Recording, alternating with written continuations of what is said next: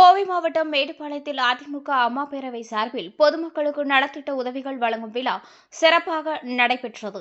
மறைந்த முன்னாள் தமிழக முதல்வர் எம்ஜிஆரின் 109வது பிறந்தநாள், முன்னாள் தமிழக முதல்வர் ஜெயலலிதாவின் 79வது பிறந்தநாள் மற்றும் முன்னாள் தமிழக முதல்வர் எடப்பாடி பழனிசாமியின் 72வது பிறந்தநாள் ஆகியவற்றை ஒருங்கிணைத்து முப்பெரும் விழாவாக இந்த நலத்திட்ட உதவிகள் வழங்கும் விழா நடத்தப்பட்டது.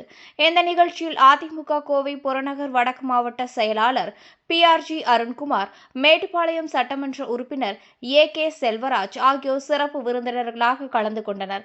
விழாவில் ஆயிரக்கணக்கான பொதுமக்களுக்கு புடவைகள், சில்வர் பாத்திரங்கள், ஹாட் பாக்ஸ் உள்ளிட்ட நலத்திட்ட உதவிகள் வழங்கப்பட்டன.